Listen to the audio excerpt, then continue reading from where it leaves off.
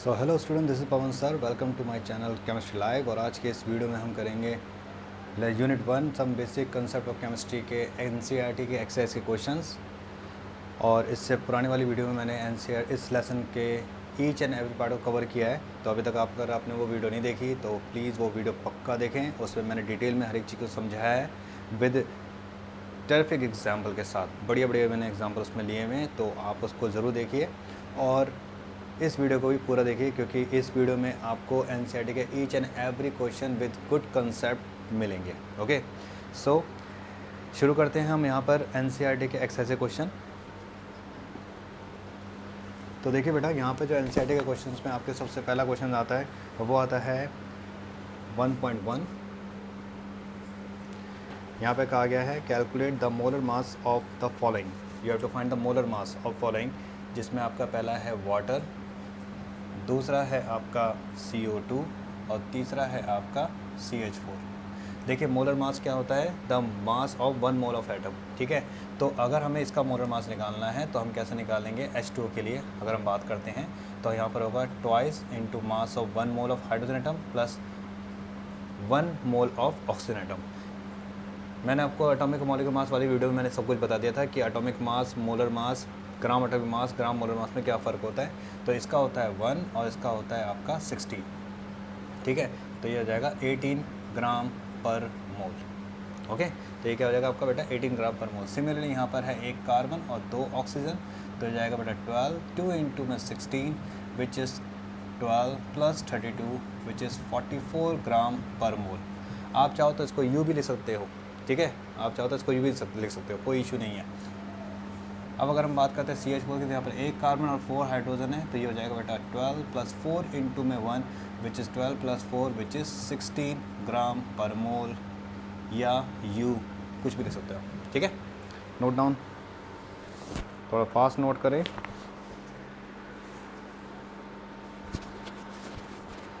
Okay जी, तो अब हम आते हैं अगले उसमें क्वेश्चन में।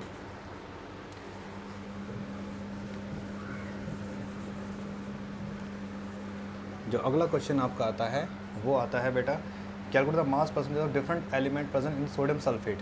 सोडियम सल्फेट के डिफरेंट एलिमेंट के परसेंटेज निकालिए, यानी कि अब Na का, सल्फर का, ऑक्सीजन का परसेंटेज निकालना है। तो देखिए कैसे निकालेंगे। अगर मुझे Na के परसेंटेज निकालने हैं तो कैसे निकालूंगा, कितने मास ऑफ Na है, 2 into mass of 1 Na upon में total mass of Na2SO4 which is 2 Na plus 1 sulphur plus 4 of oxygen. ठीक है, मास परसेंटेज का मतलब क्या होता है, एक एटम का मास अपॉन में टोटल एटम का मास। ओके, तो ये हो जाएगा 2 इंटू 23 अपॉन में 2 इंटू 23 प्लस 32 प्लस 4 इंटू 16। अपनी पुरानी वाली वीडियो में मैंने सबके एटॉमिक मास लिखवाए थे। ठीक है, तो ये हो गया आपका 46, ये हो जाएगा 46 प्लस 32 प्लस 64, ये हो जाएगा 46, ये हो जाएगा 6 4 2 6 6 12, 6 3 9 4 3 1 14। तो ये हो जाएगा आपका इंटू में आप 100 कर देना, आपका परसेंटेज आ जाएगा। तो अगर हम सॉल्व करें तो ज़्यादा 2 से 2 कम, 2 दूनी 2 3, तो ये आएगा 2300 अपॉन में 71, लगभग आ गया आपका 3। ठीक है, और ये आ जाएगा आपका कितना 321, ये हो गया आपका 1770 और 2 पॉइंट लगभग इतना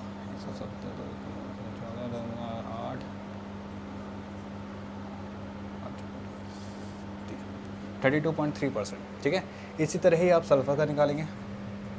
कैसा आएगा, सल्फ़र का मास अपॉन में टोटल Na, ये S प्लस 4 ऑफ O, तो डायरेक्ट कर रहा हूँ मैं 32 अपॉन में, नीचे तो हमने अभी निकाला था कितना था 142 इंटू में 100।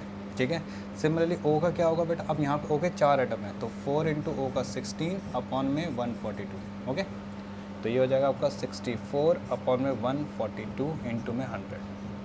ठीक है, याद रखें इन तीनों को ऐड करके 100 आना चाहिए। Okay, note down.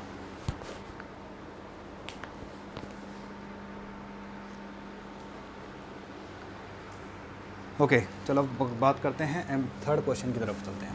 Third question जो हमारा यहाँ पे कहता है वो कहता है एम्पेरिकल एंड मॉलिक्यूलर फार्मूला। ठीक है, देखिए ये कह रहा है determine the empirical formula of an oxide of iron having iron दिया हुआ आपको 69.9% और ऑक्सीजन आपको दिया 30.1% दिया।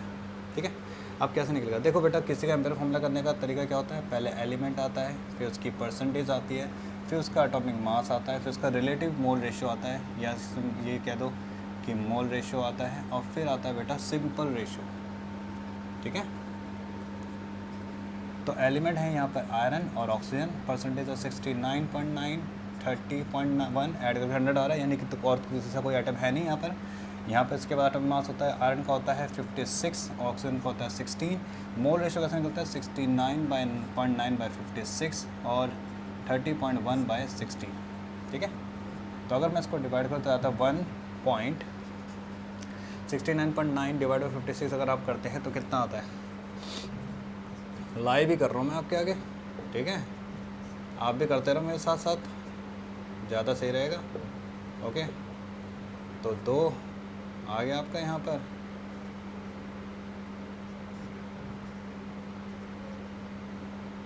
$1.25 आ रहा है। ठीक है, और इसका कितना आएगा 30.1 को डिवाइड करेंगे अगर 16 से, कितना आएगा यहाँ पर, तो ये आएगा जी आपका 16, 14, ये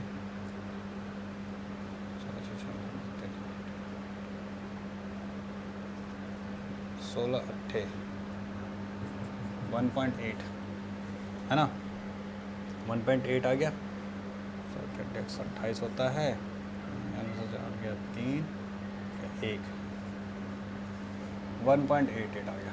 ठीक है, अब इसमें सबसे छोटा कौन सा 1.25 है, तो आ जाएगा 1, और यहाँ पे कितना आ जाएगा, अब 1.88 को अगर 1.25 से डिवाइड करेंगे तो कितना आएगा जी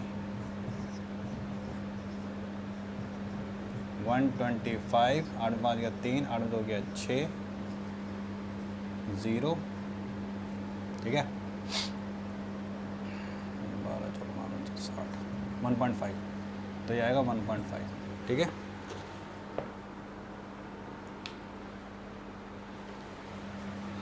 तो ये आ गया आपका 1.5। तो देखो हमारा सिंपल रेशियो क्या है 1 और 1.5।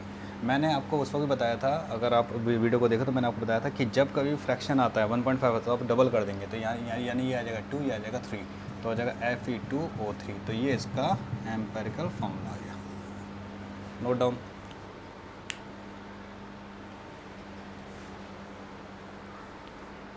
चलिए जी, लिख लिया होगा आपने।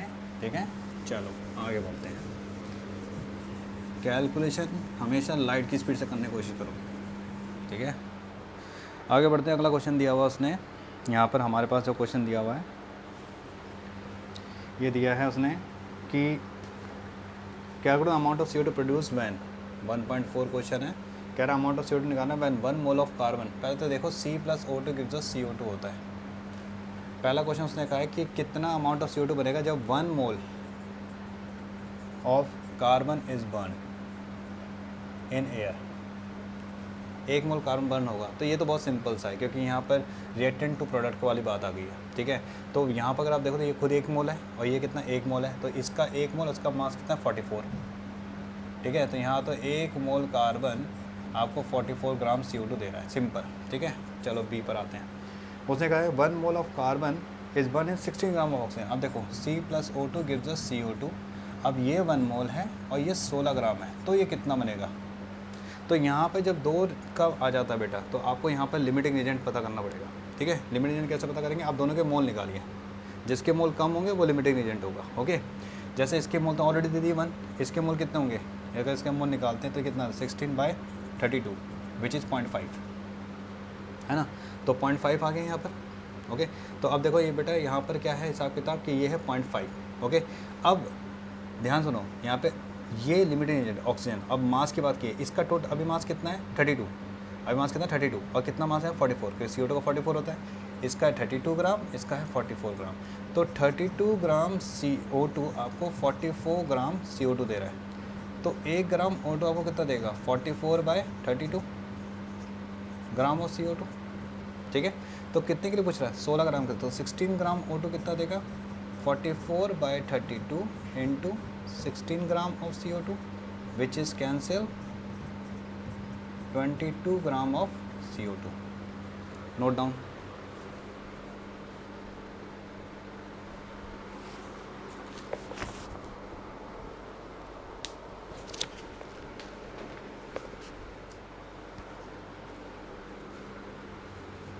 चलिए जी, आगे बढ़ते हैं।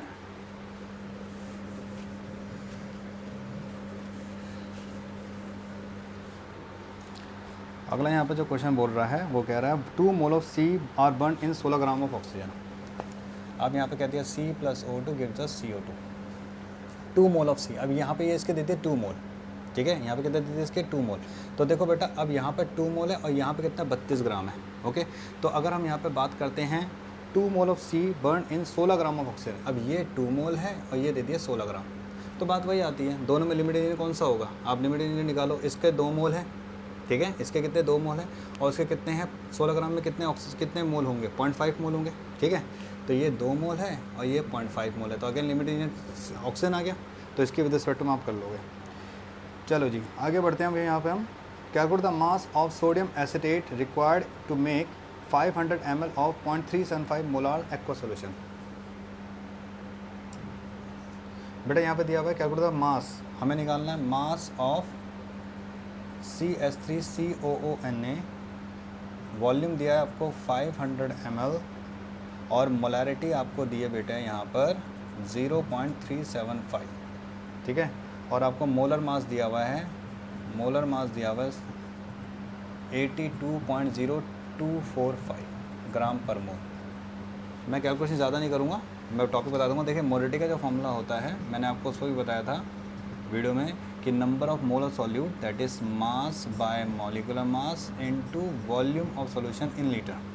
मोलरिटी हमें गिवन है 0.375, डब्ल्यू भी हमें निकालना है, मॉलिक्यूलर मास हमें गिवन है मॉलिक्यूलर मास है 82.0245 इंटू वॉल्यूम कितना है 500 ml, तो इसको लीटर में करेंगे तो 500 डिवाइड बाय 1000 कर देना, ठीक है, तो ये आपका आंसर आ जाएगा। नोट डाउन कर लो जी फटाफट।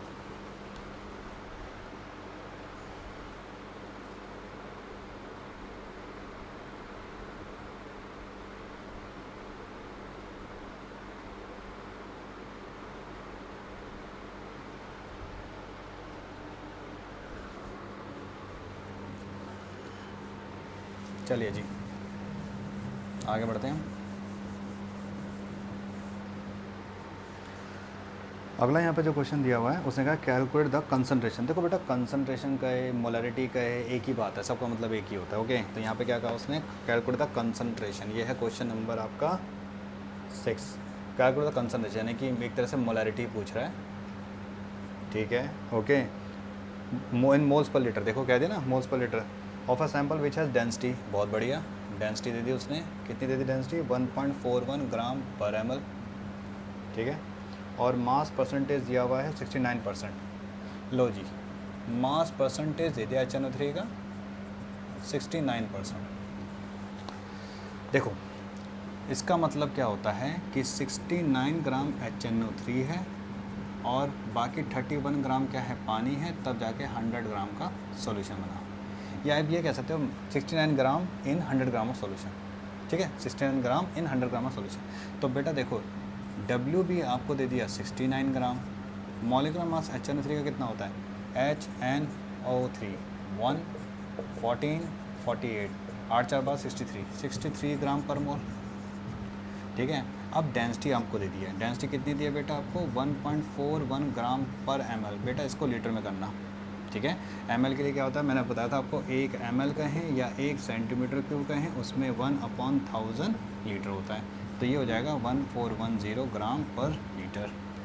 मास ऑफ सॉल्यूशन आपको दे रखा है, मास ऑफ सॉल्यूशन कितना है आपका 100 ग्राम है, तो आप मोलरिटी में पुट कर सकते हैं। मोलरिटी का फॉर्मूला जो होता है वो होता है WB/MB into mass of solution by density, ठीक है। डिटेल में मैंने वीडियो में बता रखा है। WB आपको दिया है 69 ग्राम, ये है 63, ये है 100 और ये है 1410। आप सॉल्व कर लेना, आपका आंसर आ जाएगा। Note down. आगे बढ़ते हैं जी। अगला वो कह रहा है how much copper can be obtain from 100 gram of copper sulphate. देखो बेटा जो ये हाउ मच परसेंटेज देते हैं ना, ये बहुत सिंपल क्वेश्चन होते हैं, ठीक है। कह रहा है कॉपर सल्फेट है जी, इसके 100 ग्राम में कितना ग्राम कॉपर मिलेगा हमें। पहले तो आप देखो कि कॉपर सल्फेट, एक कॉपर सल्फेट में एक कितना कॉपर की परसेंटेज कितनी होती है, तो तो कॉपर की जो परसेंटेज होती है वो तो कॉपर का mass upon copper plus sulphate plus 4 oxygen का मास इनटू में 100 या तो ये परसेंटेज निकाल लो, ठीक है। कॉपर का मास होता है 63.5, गिवन होगा आपको ये 63.5 plus sulphur 32 plus 4 into 16 which is nothing but 63.5 upon 63.5 plus 32 plus 64, ठीक है, इंटू 100 तो बेटा ये कितना है 63.5 अपॉन 63.5 और ये हो जाएगा वो 4 2 6 3 9 6 3 9 6 15 4 2 6 3 9 हो गया 6 3 9 6 15 हो गया जी 0.5 इंटू 100 पॉइंट से पॉइंट कैंसिल कर दें, परसेंटेज निकाल लेना जो भी परसेंटेज आएगी, ठीक है। कर दूँ, चलो जी मैं कर देता हूँ 635 इंटू 100 बाय 1595, ठीक है। 5 का पढ़ा रहा जी, 5 एकम 5 दूनी 5 सत्ते 5 तिया एकम निम्न 45, ठीक है। तो ये हो गया जी आपका 1270 है ना, तो 3 चौके से जाएगा, नहीं 30 से जाएगा लगभग 30 कुछ 30 में कुछ परसेंटेज आएगा। चलो कर देता हूँ यार मैं 319 है ना, तो 4 निम 36 4 कम 4 से जाएगा, 3 से जाएगा 3 निम 27 3 तिया 9 10 में 7 गया 3 8 में 2 गया 6 12 में हो गया 3, ठीक है। नहीं ज़्यादा हो गया तो नहीं 27 नहीं 57 होता है ना, ठीक है। तो ये आ जाएगा आपका 10 में 7 गया 3 और 8 में 5 गया 3 और 12 में से ये गया 4 निम 36 4 4 3 7 4 तिया 12 3 निम 27 3 एकम 3 2 5 3 तिया 9 7 गया 3 6 5 गया 1 3, ये आया ना, ठीक है। अच्छा ये भी 0 आ गया जी यहाँ पर, ठीक है। यहाँ पर कितने से आएगा 9 से जाएगा लगभग 19 में 171 होता है ना, 9 तिया 27 और 1 28, तो ये 10 में गया 9 12 में 7 गया 5 10 में 8 गया 2.0, तो कितने से जाएगा 8 तिया 24 से जा नहीं सकता 7 से ही जाएगा, तो 39.7% है ये। तो जी एक कॉपर की परसेंटेज होती है 39.7%, तो 100 ग्राम में कितना होगा 39.7 ग्राम, तो कितना मिलेगा आपको 39.7 ग्राम मिलेगा जी, ठीक है, नोट डाउन। चलिए जी आगे बढ़ते हैं, वीडियो पॉज करके आप कर लेना, पहले खुद प्रैक्टिस करो उसके बाद आंसर मैच करो, ठीक है। देखो बेटा अब क्वेश्चन क्या कहा उसने 1.8 कह रहा है determine the molecular formula of the oxide. अच्छा ये अभी किया था हमने, यहाँ पे आयरन दिया है और ऑक्सीजन कितना दिया है 69.9% और ये था 30.1, तो अभी हमने इसका एम्पिरिकल फार्मूला पीछे किया था जो था हमारा Fe2O3, वो कह रहा है इसका मॉलिक्यूलर फार्मूला निकालो, ठीक है, determine the molecular formula, okay, molecular formula निकालना है इसका। तो बेटा देखो इसमें क्या करना है, इसमें आपको जो एम्पिरिकल फार्मूला वही मॉलिक्यूलर फार्मूला बन जाएगा इसमें, ठीक है, क्योंकि यहाँ पे N1 आएगा बिकॉज यहाँ पे उसने जो परसेंटेज दिया इससे आपका एम्पिरिकल फार्मूला मास और मॉलिक्यूलर फार्मूला मास क्या होगा सेम होगा। हालांकि उनको मॉलिक्यूलर फार्मूला मास देना चाहिए बट इसमें गिवन नहीं है, बट गिवन होता तो आपका सेम ही आता, क्योंकि Fe2O3 डबल नहीं हो सकता, Fe4O6 नहीं होता, Fe2O3 ही रहता है, ओके, तो फेरिक ऑक्साइड ही रहेगा ये ना। 1.9 क्वेश्चन देखिए, 1.9 क्वेश्चन में क्या कहा हुआ है, calculate the atomic mass average of chlorine for the given, ठीक है, परसेंटेज एबंडेंस दिया हुआ है और मोलर मास दिया हुआ है, ये दिया 75.77, ये दिया 24.23, पहले तो देखो ऐड होकर 100 आ रहा है जी, बिल्कुल आ रहा है। मोलर मास कितना दिया है 34.9689 एंड 36.9659। देखो एवरेज एटॉमिक मास कैसे निकलता है, जो भी मास है उसका परसेंटेज, तो यहाँ पे जो एवरेज मास आएगा, एवरेज एटॉमिक मास आएगा वो क्या होगा 34.9689 इंटू में 75.77 by 100 plus 36.9659 into 24.23 divide by 100, ठीक है। अब आप उसको सॉल्व करना, जो आएगा वो आपका आंसर होगा, नोट डाउन। चलिए जी 1.10 पे आते हैं।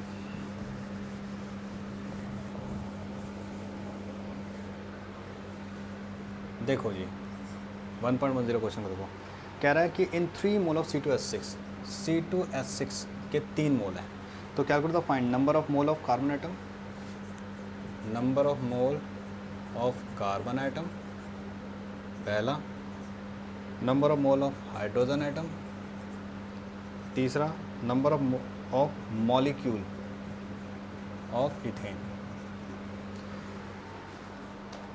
देखो बेटा इसमें क्या हिसाब किताब, सबसे पहले दिमाग में रखो, यहाँ पर अगर ये एक है तो इसमें कार्बन के कितने आइटम हैं, देखो यहाँ पर कार्बन हाइड्रोजन, कार्बन कितने हैं 2 और हाइड्रोजन कितने 6, ठीक है।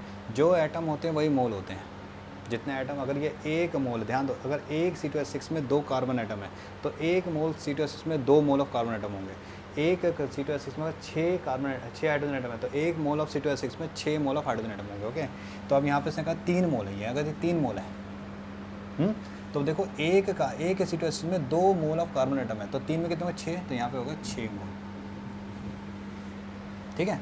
फिर देखो ये C2H6 है, एक C2H6 में कितने कार्बन है 2, तो 3 C2H6 में कितने होंगे 6, ठीक है। अगर ये एक मोल होता, देखो अगर ये एक मोल होता, 1 mole of C2H6 contain 2 mole of C atom, okay. तो ऑब्वियसली 3 मोल कितने कैरी करेंगे, 3 मोल कितने 6 करेंगे। इस तरह कह रहा है हाइड्रोजन एटम कितने होंगे, तो आप बता सकते हो 18 होंगे, 18 मोल होंगे, क्योंकि एक मोल ऑफ C2H6 में 6 हैं hydrogen atom, 6 mole of hydrogen atom, तो 3 में कितने होंगे 18 हो जाएंगे। अब उसका मॉलिक्यूल, तो देखो कैसे निकालेंगे, देखो बेटा ये कितना है, खुद एक मॉलिक्यूल है, एक मॉलिक्यूल है ना। अगर 3 मोल हैं, ये 3 मोल, तो इसमें मॉलिक्यूल भी कितने होंगे 3 mole of C2H6, simple molecule का है ना ये पूरा, ठीक है। सिर्फ उसे कहा कि कितने मॉलिक्यूल होंगे, तो इसको अगर हमने और ज़्यादा अच्छी तरह करना है तो आप यहाँ पे 6.022 × 10⁻23 कर सकते हो, यानी इसको कर सकते हो 6 × में 6 पॉइंट, यहाँ तो मोल पूछा है तो हमने ऐसे थे, लेकिन यहाँ पे क्या पूछा उसने, नंबर ऑफ मॉलिक्यूल पूछा है, हाँ नंबर ऑफ मॉलिक्यूल। तो ये तो 3 मोल हो गए, तो इसको लिख देंगे 3 × 6.022 × 10⁻23 C2H6, ठीक है, ओके। तो इस तरह से आप करेंगे नोट डाउन। चलिए जी आते हैं आप अगले क्वेश्चन की।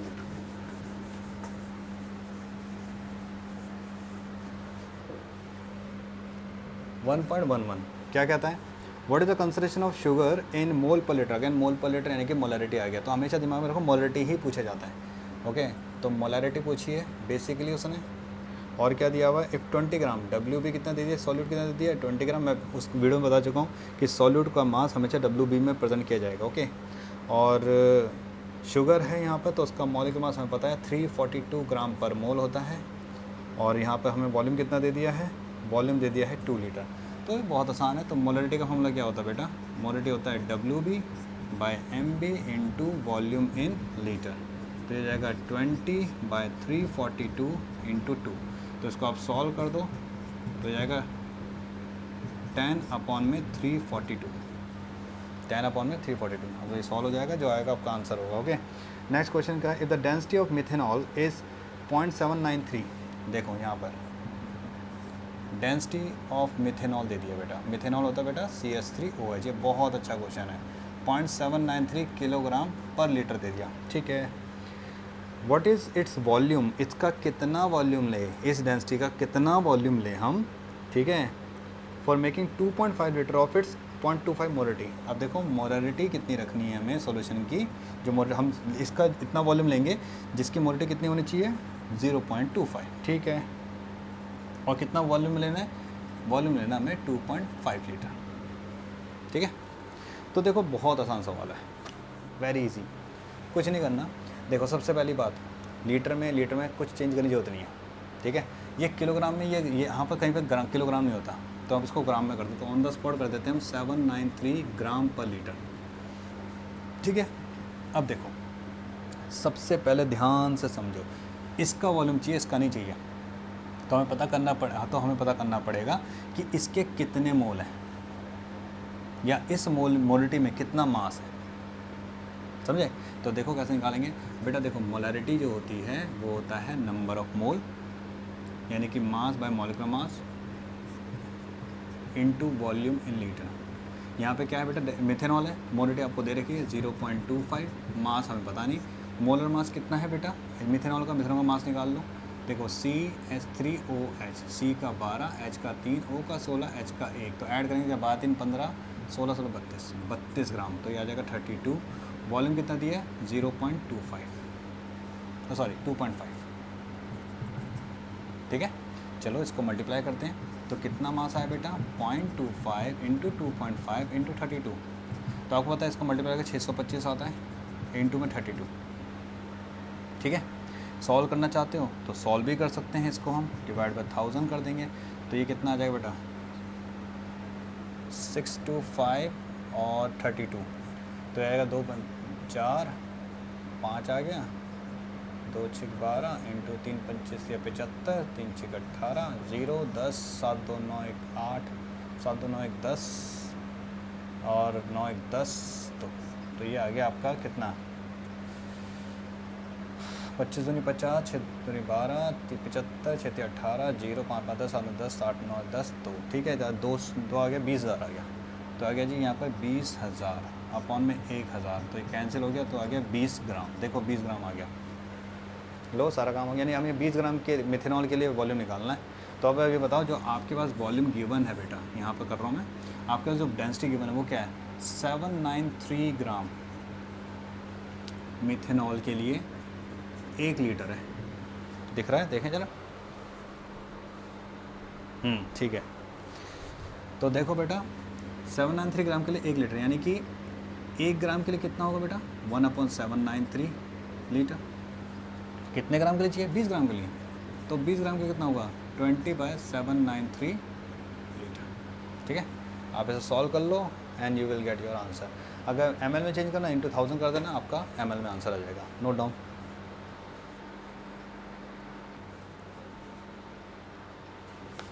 चलो जी, नोट कर लिया होगा जी आपने, बढ़ते हुआ आगे हम। देखो सब कुछ कैलकुलेशन ही होता है यार, और कुछ नहीं होता। कैलकुलेशन थोड़ा सा आपका थोड़ा सा फास्ट होना चाहिए, तो आप आराम से कर सकते हो, ठीक है। तो जी जो नेक्स्ट क्वेश्चन है यहाँ पर, वो क्या दिया हुआ है उन्होंने, वो दिया हुआ है कि what is the pressure is determined as force per unit area of the surface, the SI unit of pressure is pascal as shown, यानी कि जो एक पास्कल है, ये है क्वेश्चन नंबर 1.13। जो पास्कल है वो है न्यूटन पर मीटर स्क्वायर, ठीक है। कह रहा है the mass of air at sea level is 103, mass जो है वो दिया हुआ है 1034 ग्राम पर सेंटीमीटर स्क्वायर। कह रहा द प्रेशर इन पास्कल, ठीक है। तो आपको यहाँ पर प्रेशर किस में करना है, पास्कल में करना है। देखो ये आपका फिजिक्स का क्वेश्चन बनता है, हमारे उसमें इतना क्वेश्चन ये बनता नहीं है, ये फिजिक्स का आपके क्वेश्चन बनता है। तो इसको आपको क्या करना पड़ेगा, जो आपका जो भी पास्कल दिया हुआ है उसको आपको न्यूटन पर मीटर स्क्वायर में कन्वर्ट करना पड़ेगा, ठीक है। आपको इसको न्यूटन में आप कर लेना। ये न्यूमेरिक, ये जो क्या कहते हैं यूनिट्स होते हैं, ये क्या कहते हैं आपके, कौन सी यूनिट है आपके, ये फिज़िक्स के, ठीक है। ये आप अपने फिज़िक्स में कर सकते हो, इसमें हम इतना जाएंगे नहीं, हम सीधा आएंगे अगले वाले क्वेश्चन में। 1.14 what is the unit of mass, kilogram. ये यूनिट्स हैं छोटी छोटी, ये इतना ज़्यादा हमें जाना नहीं है, बेसिकली हम न्यूमेरिकल्स पे फोकस करेंगे, ठीक है। ये भी आप कर सकते हो, कोई बड़ी बात नहीं है, ये भी आप कर सकते हो। इस ग्राम को आपने न्यूटन में कन्वर्ट कर देना है, ठीक है। 9.8 से डिवाइड करके आप न्यूटन में डिवाइड कर दोगे, उसके बाद जो भी आपका आएगा वो न्यूटन पर मीटर स्क्वायर में आएगा। जितना न्यूटन पर मीटर स्क्वायर आएगा उतना पास्कल हो जाएगा वो, ठीक है। 1.15, हाँ ये हमारे उसमें आता है, प्रीफिक्स दिया हुआ है माइक्रो 10⁻⁻, कितना होता है माइक्रो -6 होता है, डेका 10 होता है, मेगा 10⁻6 होता है, गीगा 12 होता है, और फेमटो क्या होता है 10⁻15 होता है, ठीक है।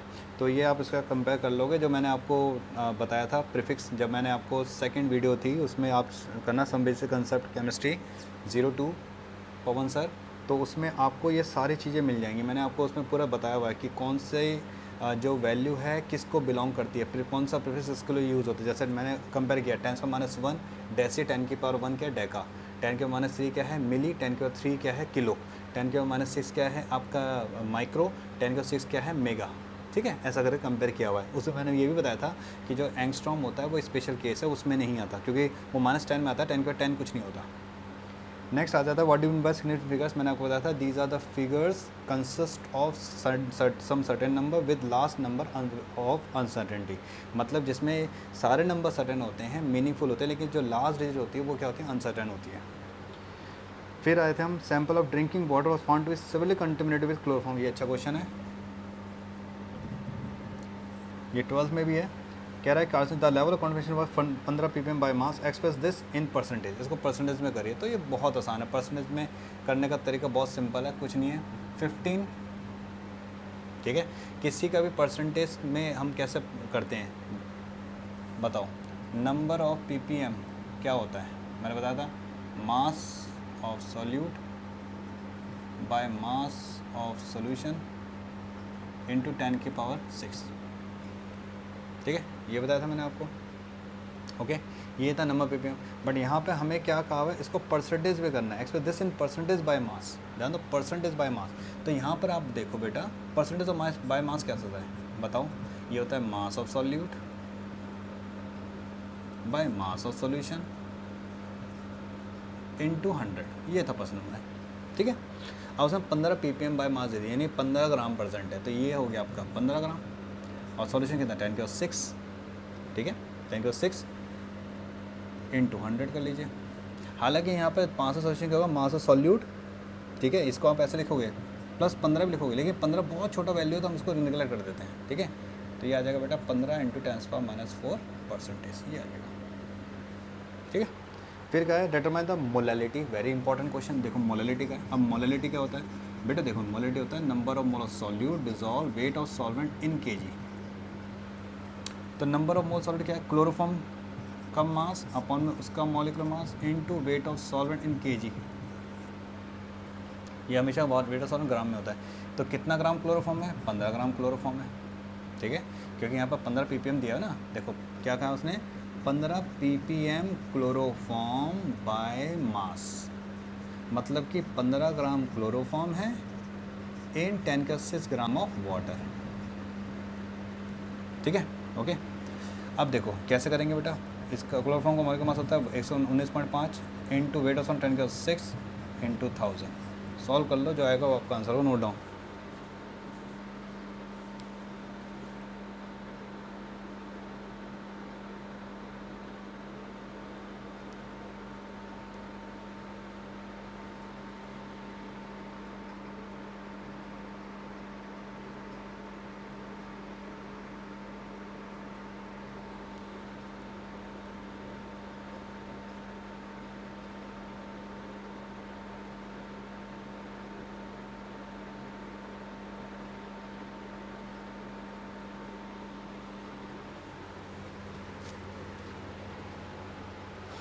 ठीक है, चलो अब आगे बढ़ते हैं।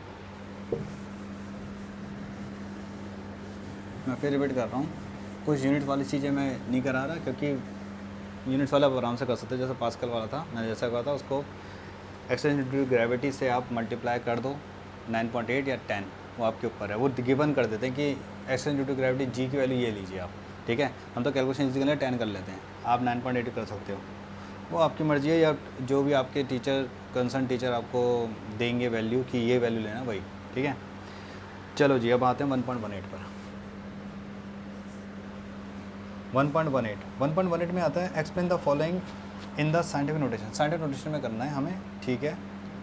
तो दिया है 0.0048। देखो साइंटिफिक नोटेशन क्या होता है, let me recall, n into 10⁻n, where n is a numeral having decimal after first non zero digit, ठीक है।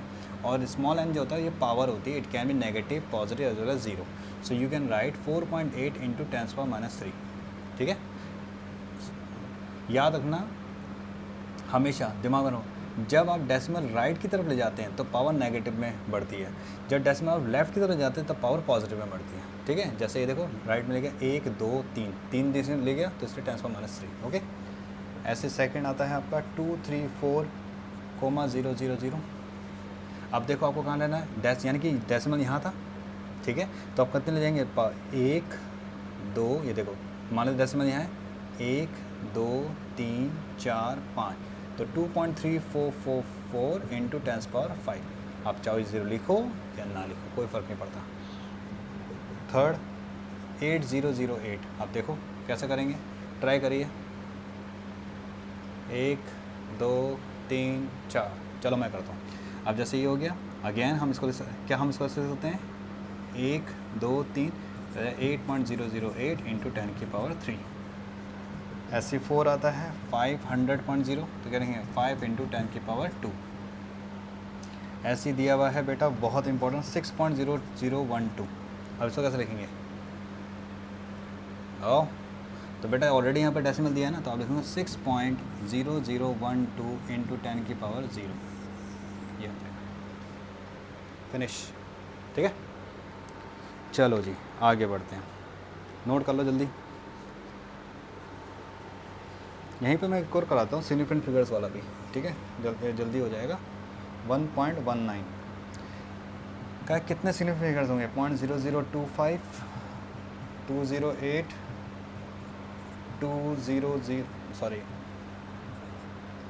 50005, 126, 500, 2.0034। कितने से? देखो बेटा मैंने आपको बताया था जो भी नॉन ज़ीरो डिजिट होती है ना, ठीक है, जो नॉन ज़ीरो डिजिट होती हैं वो हमेशा क्या होती है? सिग्निफिकेंट होती है। ये दिमाग में रखता है। यहाँ पे कितने नॉन ज़ीरो? 2 हैं। यहाँ पे कितनी? 3 है। यहाँ पे कितनी? 4 है। ठीक है, लेकिन जब ज़ीरो आ जाता है, जब भी ज़ीरो आएगा वो भी किसके बाद? जो भी ऐसा डिजिट है जो कि नॉन ज़ीरो है लेकिन डेसिमल नहीं है, तो हमेशा 3। यहाँ पे कितने? 4। यहाँ पे आएगा 4। क्यों आएगा 4 बेटा? क्योंकि यहाँ पर पॉइंट से पहले नॉन ज़ीरो डिजिट आ गया। जब डेसिमल पर नॉन ज़ीरो डिजिट आता है तो वो हमेशा क्या होता है? आपका सिग्निफिकेंट होता है। यहाँ भी कितने हो जाएंगे? 5। Note down.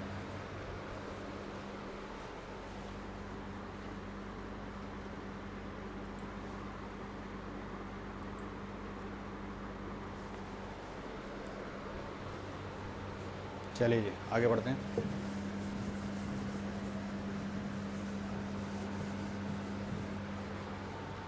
अगला जो क्वेश्चन यहाँ पर है वो है राउंड अप। राउंड फिगर करना है आपको, ठीक है,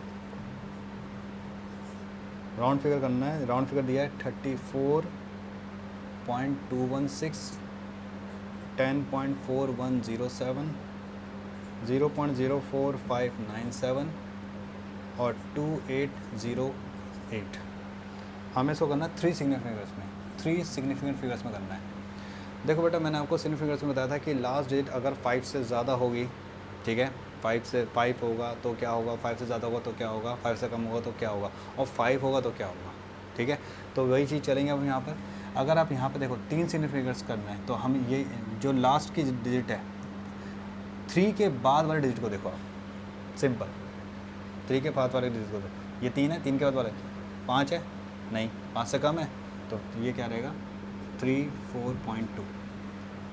ठीक है, अब यहाँ पे भी देखो 3 के बाद 1 आ गया तो ये 10.4। ठीक है, अब यहाँ पे देखो 3 डिजिट तक 1 2 3। अब देखो थर्ड डिजिट का जो है वो थर्ड डिजिट का जो है 7 है, जो 5 से बड़ा है, जो 5 से क्या है? बड़ा है।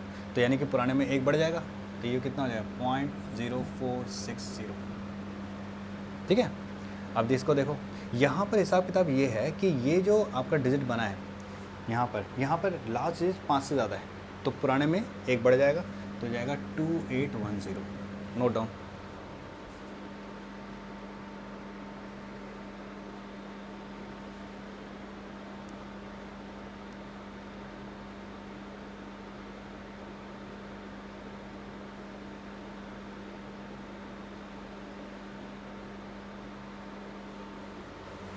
चलिए जी अब आते हैं हम अगले क्वेश्चन में। 1.21। देखो 1.21 में क्या कहा है? ये नीचे एक डाटा दिया हुआ है जिसमें उसने मास ऑफ नाइट्रोजन दिया है और मास ऑफ ऑक्सीजन यानी कि डाइऑक्साइड नाइट्रोजन का दिया है। ये दिया 14, ये भी दिया 14, और ये कितना दिया? 16, ये कितना दिया? 32। ठीक है, ये मैं अपने वीडियो के एग्जाम्पल बता चुका हूँ। सेकंड वीडियो मैंने बताई थी लॉ ऑफ केमिकल कॉम्बिनेशन, उसमें मैंने लॉ ऑफ मल्टीप्लिकेशन में समझाया था। ठीक है, फिर मैं यहाँ बता देता हूँ 28, 32, 80। देखो बेटा वो इसको वो कह रहा है कि शो करो ये लॉ ऑफ मल्टीप्लिकेशन को शो कर रहा है ना, which law of chemical combination. तो 5 लॉ हैं, law of multiple, constant, reciprocal and definite, तो और कंजर्वेशन। अब देखो इसमें क्या करना है आपको, क्या करना है, किसी एक का मास फिक्स कर देना है। ठीक है, तभी हो सकता है। तो अगर ये 14 है, ये 14 है, ये 28 या 28 है, तो आप दोबारा निकालो यहाँ पर N2 और O2। ये 14, ये 14, तो ये तो 16 है, ये 32 है। इसका 14 कर दे तो कितना हो जाएगा, ये 16 हो जाएगा। इसका 14 कर दे तो कितना हो जाएगा, ये 40 हो जाएगा। ठीक है, ठीक है। अब अगर मैं यहाँ पर रेशो निकाल, देखो अगर मैं यहाँ पर रेशो निकालता हूँ, यहाँ पर अगर मैं देखो इसका मास फिक्स, इसकी रेशो निकालता हूँ, क्या था 1 2 1 5, है ना, 1:2:1:5, यानी कि रेशियो में आ रहा है ना। तो ये है लॉ ऑफ मल्टीपल प्रोपोर्शन। ये क्या आपका लॉ ऑफ मल्टीपल प्रोपोर्शन। या तो आप डबल कर सकते हो, 20 यहाँ 28 करोगे तो ये डबल क्या होगा, 32 64 32 80, तब भी यही आएगा रेशियो, सिंपलेस्ट रेशियो यही आएगी। ठीक है, तो this is law of multiple proportion. Okay, note down.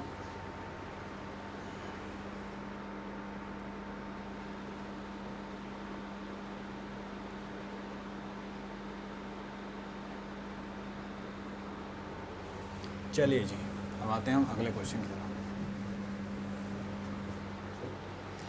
अगला क्वेश्चन है बेटा बी पार्ट, कह रहा है कि 1 किलोमीटर में कितने मिलीमीटर होते हैं, उसमें कितने पिकोमीटर होते हैं। तो देखो बेटा, इसको बेस यूनिट में मीटर पे कन्वर्ट करो सबसे पहले। तो 1 किलोमीटर मतलब 10⁻³ मीटर, 1 मिलीमीटर मतलब 10⁻³ मीटर। डिवाइड कर दिए मीटर से मीटर कैंसिल, तो 1 किलोमीटर में हो गया 10⁻6 मिलीमीटर। हमेशा बेटा ऐसा जो दिखाना। अब देखो 1 मिलीमीटर में होता है 10⁻³ मीटर और 1 पिकोमीटर में होता है 10⁻12 मीटर। अगर आप डिवाइड कर दें तो यह आएगा आपका 1 millimetre is equal to 10⁻9 picometre. ठीक है, तो ये ऊपर जाएगा तो प्लस हो जाएगा। ठीक है, और आप चाहो तो इन दोनों में रिलेशन कर सकते हो। ठीक है, नोट डाउन। रेस्ट वाला पार्ट आप अपने आप करना, ट्राई करना आप। ठीक है, कमेंट में मुझे बताना कि सर हमारा ये आंसर आया। ठीक है, और अगर चाहोगे तो एक और वीडियो बना देंगे। ठीक है, इसी के नीचे एक और मैं टॉपिक कर देता हूँ। ठीक है, 1.22 पे कर देता हूँ। 1.22 पे कहा है कि if the speed of light यानी c है 3 × 10⁸ मीटर पर सेकेंड, फाइंड द डिस्टेंस। आपको निकालना है डिस्टेंस। ठीक है, ठीक है। टाइम दिया हो बेटा, आपको टाइम दिया है 2 nano second. Nano second, nano मतलब 10⁻⁹ सेकेंड। तो बेटा देखो, जो स्पीड होता है वो होता है डिस्टेंस अपॉन में टाइम। तो डिस्टेंस क्या होगा, स्पीड इनटू टाइम। तो ये हो जाएगा डिस्टेंस कितना हो जाएगा, स्पीड है 3 × 10⁸, टाइम है 2 × 10⁻⁹, तो हो जाएगा 6 × 10⁻⁻1 मीटर, यानी कि 0.6 मीटर। Note down.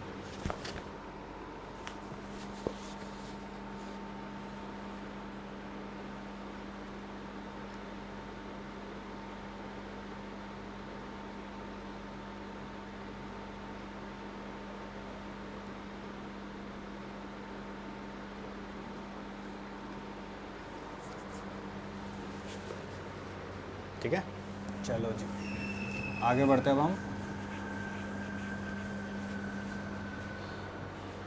देखो बेटा, अब यहाँ पर आ जाता है आपका, मार्कर मैं ले लूँ।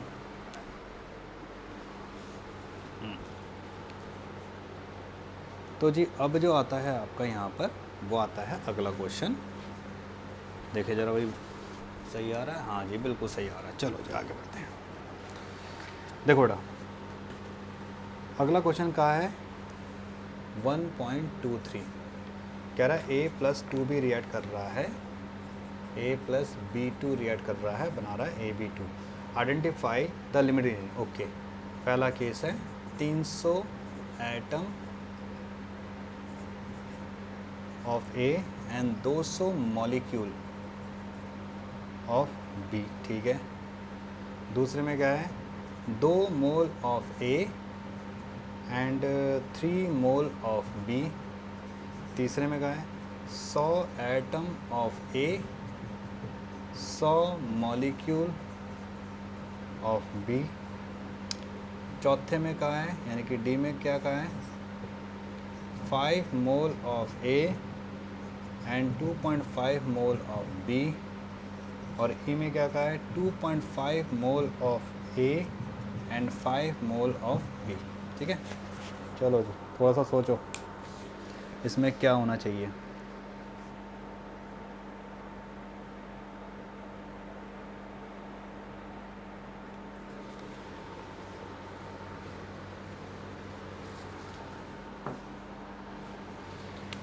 तो देखो कैसे करेंगे अपन इसको, बिल्कुल ध्यान समझो।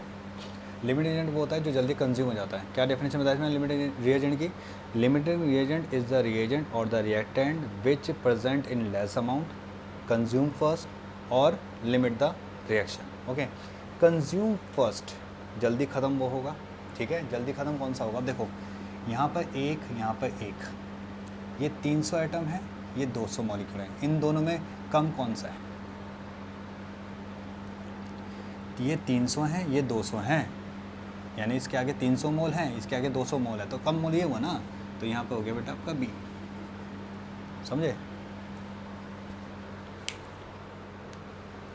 इधर दूसरे को देखो, 2 मोल है, 3 मोल बी। अब बताओ, इसके 2 हैं, इसके 3 हैं, डोंट गेट कंफ्यूज कि सर ये तो 2 आइटम है, ना ना ना ना, आगे नंबर देखो 1, आगे लगा दो जी, ये 2 हैं, ये 3, अब कौन कम है? ए है ना, तो इसका हो गया जी ए, ठीक है। अब आ जाओ यहाँ पर, ये 100, ओके, ये भी 100, दोनों सेम है, इसमें कोई लिमिटिंग एजेंट नहीं है, ठीक है। जिसके कम होंगे ना बेटा नंबर, वो लिमिटिंग एजेंट होगा।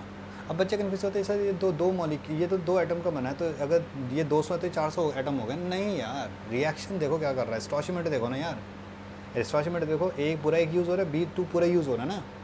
ऐसा कोई ना हो रहा है कि यहाँ पे 2A आ रहा है, 2 आ रहा है, तब जगह 2A भी हो रहा है। अगर होता तब फिर डिफरेंट हो जाता ना, तब तो फिर एटम की बात आती है। यहाँ तो molecule as it is form में, कंपाउंड में, और atom as it is form में, ठीक है। अब यहाँ पर देखो 5 और ये 2.5, कौन हुआ? ये 5 है, 2.5 ऑब्वियसली बी हो गया यहाँ पर, 2.5 और 5, अब ये 2.5 5, तो यहाँ पे ए हो गया, ये हो गया आंसर आपका। Note down fast.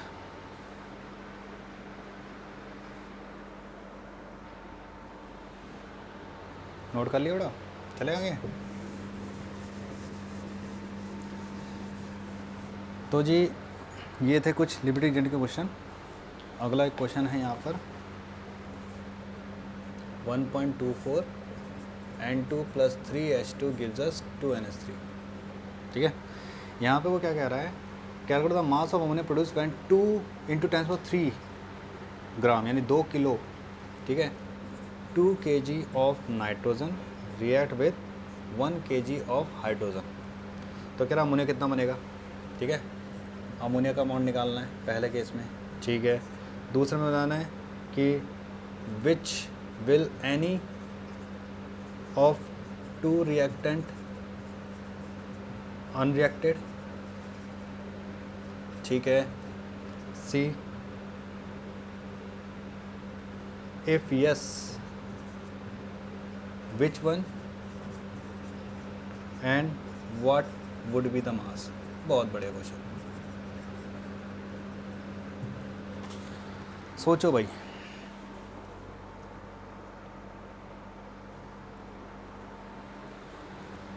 सोचो भाई,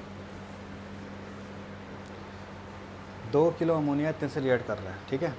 तो 2000 ग्राम अमोनिया है ना सॉरी 2000 ग्राम नाइट्रोजन है जो रिएक्ट कर रहा है 1000 हाइड्रोजन। तो देखो ऐसा क्वेश्चन करेंगे। सबसे पहले यहाँ पे आप ध्यान से देखो, यहाँ पर कितना ग्राम किससे रिएक्ट कर रहा है, ठीक है। सबसे पहले तो बेटा यहाँ पे हमें लिमिटिंग एजेंट निकालना पड़ेगा। सबसे पहले जब आपको 2 रिएक्टेंट का मास गिवन हो, तीसरा पूछे, तो हमेशा लिमिटिंग एजेंट निकालो, वो आपका सारा काम खत्म कर देगा। क्योंकि एक बार लिमिटिंग, मान लो लिमिटिंग एजेंट ये आ गया, तो जितना ये था उतना ये उतना अमाउंट ये रिएक्ट कर जाएगा, ठीक है। और बचा कुछ अमाउंट पता चल जाएगा, वो एक्सेस रिएजेंट होगा, क्योंकि जो अनरिएक्टेड होगा वो एक्सेस रिएजेंट होगा, ठीक है। देखो सबसे पहले तो हम नंबर ऑफ मोल निकालते हैं। ये 2 किलोग्राम है ना, मैं इसको 2 लेके कंसिडर कर रहा हूँ, ठीक है। आप चलो 2000, चलो 2000 से करते हैं। तो number of mole of nitrogen निकालते हैं, which is mass by molecular mass, ठीक है। 2 14, तो 1000/14, 14 7 98, 2 20, 14 कम 14, और 6 14 5 7 14 चौक 56, इतना। तो 71.4 मोल आ गए इसके, ठीक है। ये नाइट्रोजन के। ऐसी number of mole of hydrogen निकालो। मास कितना बेटा 1000 बाय मॉलिक्यूलर 2, तो क्या आ गया 500 मोल आ गए, ठीक है। ओके, बहुत सिंपल है, मोल निकालना, सबसे मोल निकालो। मैंने लिमिटिंग एजेंट का में वीडियो बनाई है। तो अब बेटे इसके 500 मोल है और इसके 71.4 मोल है फॉर द गिवन मास।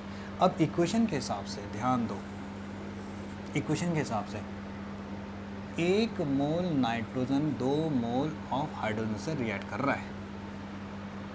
तो अब आप ये बताओ, अगर 1 मोल नाइट्रोजन को 2 मोल हाइड्रोजन चाहिए तो कितने मोल नाइट्रोजन आपके पास? आपके पास 71.4 ऑफ नाइट्रोजन का कितना चाहिए? 2 इंटू 71.4 मोल ऑफ हाइड्रोजन चाहिए, यानी 2 चौक 8, यानी इतने मोल ऑफ हाइड्रोजन चाहिए आपको। आपको चाहिए 142.8 mole of hydrogen, you are having 500 mole, so hydrogen is excess reagent. So hydrogen is excess reagent, तो ऑब्वियस है बेटा, and nitrogen is limiting reagent. ठीक है, तो नाइट्रोजन कितना हो गया, क्या हो गया आपका? लिमिटिंग एजेंट हो। तो ये तो हमें पता लग गया कि लिमिटिंग एजेंट कौन सा हुआ? नाइट्रोजन हो गया। ठीक है, अब वो इसने यहाँ पर क्या सवाल पूछा है कि अगर नाइट्रोजन लिमिटिंग एजेंट है, यानी कि नाइट्रोजन का जो अमाउंट होगा वो लिमिट करेगा amount of product of ammonia, कि अमोनिया कितना बनेगा। ओके, तो अब मैं इसको थोड़ा सा मिटा देता हूँ यहाँ पर। ओके, यह वाला पार्ट मिटा देता हूँ। ठीक है,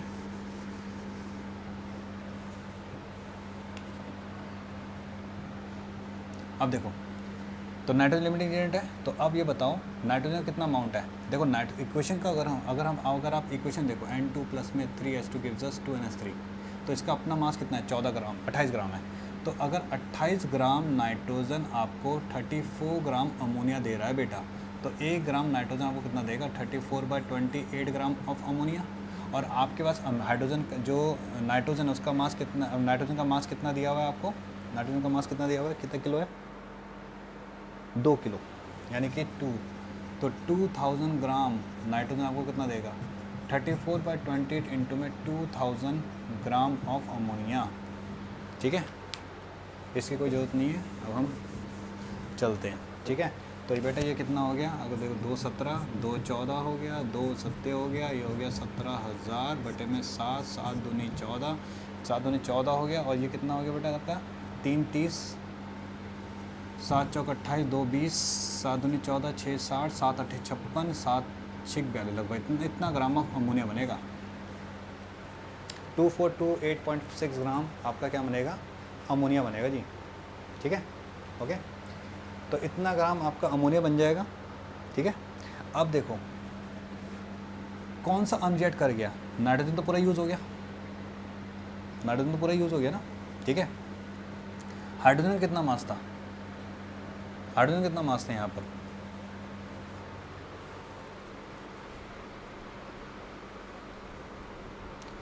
थिंक सोचिए, हाइड्रोजन कितना मास था?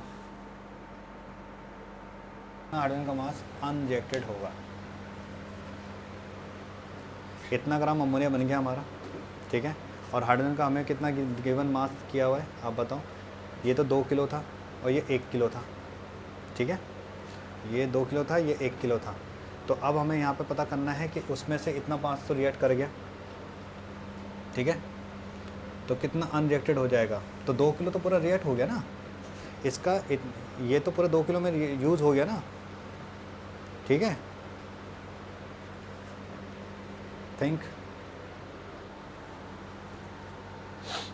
सोचो भाई, सोचो यार, थोड़ा सा सोचो। 2 किलो ये था, ठीक है, उसने हाइड्रोजन के कुछ मास से रिएक्ट किया और इतना बन गया आपके पास अमोनिया। यानी कि देखो नाइट्रोजन का जो मास था वो 2000 ग्राम था, तो 2000 ग्राम तो इसमें यूज़ हो गया ना आपके। अमोनिया का मास कितना है आपका बताओ? 2428.6 है, जिसमें नाइट्रोजन के 2, तो बचा कितना? 428.6 ग्राम यूज़ हुआ होगा ना हाइड्रोजन का। हाइड्रोजन का इतना यूज़ हुआ होगा ना। अब हाइड्रोजन कितना यूज़ हुआ, तो हाइड्रोजन एक्सेस पड़ा कितना था? इनिशियल हाइड्रोजन कितना था बताओ? इनिशियल हाइड्रोजन कितना था? इनिशियल हाइड्रोजन था हमारा 1000 था, शायद 1000 ग्राम था। और कितना यूज़ हुआ? यूज़ कितना हुआ हाइड्रोजन? 428.6। तो कितना है बेटा? सब्ट्रैक्ट हुआ, 10 में 6 गया 4, 9 में 60 गया 1, 9 में 2 गया 7, 9 में से 4 गया 5, 571.4 ग्राम। फिर समझो, पहले हमने लिमिटिंग एजेंट निकाला, तो ये तो क्लियर हो गया कि हाइड्रोजन एक्सेस एजेंट है, नाइट्रोजन लिमिटिंग एजेंट है। तो हाइड्रोजन एक्सेस अमाउंट में होगा, तो उसने कहा था कौन सा एक्सेस में होगा? तो हाइड्रोजन एक्सेस में होगा। अब दिमाग में रखो कि नाइट्रोजन लिमिटिंग है, तो नाइट्रोजन तो पूरा यूज़ हो गया, नाइट्रोजन तो पूरा यूज़ हो गया ना। नाइट्रोजन 2 किलो का 2 किलो पूरा यूज़ हो गया, प्रोडक्ट इतना बना, इसके में 2 किलो तो नाइट्रोजन ही है। यानी 2000 ग्राम तो नाइट्रोजन ही है, तो बचा कुछ क्या कितना ग्राम होगा हाइड्रोजन, 4 to 8.6 ग्राम हाइड्रोजन होगा ना। अब वो कह रहा है कि जो बच गया हाइड्रोजन वो कितना बचा होगा, आपने लिया कितना था हाइड्रोजन, 1 किलो लिया था ना, 1000 ग्राम, 1000 में से आपने 10 सब्ट्रैक्ट कर दिया तो इतना बच गया आपका हाइड्रोजन। ठीक है, नोट डाउन।